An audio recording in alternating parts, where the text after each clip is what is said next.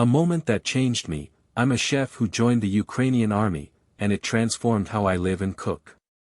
Every chef longs to open their own restaurant, so, when I did, it felt like a dream. I had been away working in some of the best restaurants in Europe.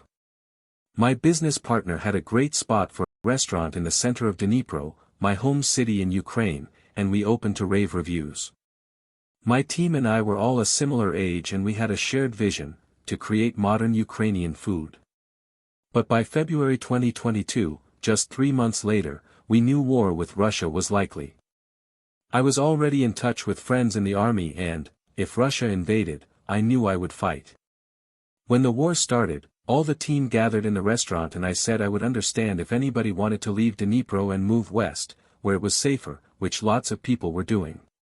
Nobody wanted to. We decided that anyone who wasn't going to join the army would keep the restaurant going. The team started cooking for hospitals and the National Guard, and making up food packs for people who needed them. The war was a massive shock for us, but it was also a time when everyone pulled together. Suppliers were helping. They would call and say, "We've got 10 kilograms of sweet potato, do you want them?" You would put a message on the group chat with other restaurants and bars saying you'd had a request to feed 400 people. Other restaurants in the city would give or swap food. Everyone was sharing. It was a new way of operating. A few months later, when it was clear we would have to live with this new reality of war, the restaurant reopened to customers again. People still wanted this aspect of normality, but they wanted it to be quick. Anytime sirens would warn of missile attacks, staff invited people to the restaurant cellar, which we had turned into a shelter, and they would take their plates and a glass of wine downstairs.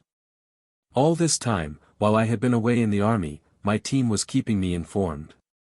I missed them and the restaurant, and I was glad they could keep it going, but I wasn't focused on my business, I was focused on the war. I was sent to the Kiev region to begin with. It was confusing. You would look at the sky and not know if the drone or plane flying over was yours or the Russians. We were watching YouTube videos of how to operate the anti-tank missiles. We would do whatever needed doing on that particular day, reconnaissance, flying drones, holding a position, rescuing another unit. It was stressful and sometimes frightening. Everyone knew I was a chef and I started advising army cooks on what to put in dishes. When our unit was sent north to Kharkiv, we would stay in small groups in abandoned houses. I'd find tins of anchovies or bottles of wine, or pick edible flowers and herbs we found growing in gardens, such as rosemary and sorrel. Cooking together and sharing food became an important part of our days. In the downtime, I would think up recipes and keep notes, always thinking one day I would be back in a restaurant. In late 2023, I met Polina Saikova, who would become my new business partner. She was planning to open a Ukrainian restaurant in London, and she wanted me to be involved. I didn't want to leave the men in my unit. For a year and a half, we had lived together, fought together, eaten together, but they encouraged me to follow my passion. The guys I had been living and fighting alongside joked that they were glad I was going, because they were sick of hearing me talk about food. My commander agreed that I should go, and helped get me all the authorization documents I needed to leave. I'm still in touch with my unit every week. I opened a restaurant, Sino, in London in May this year, and the kitchen team is almost all Ukrainian. I had fought on the battlefield, but I felt I could have a different mission.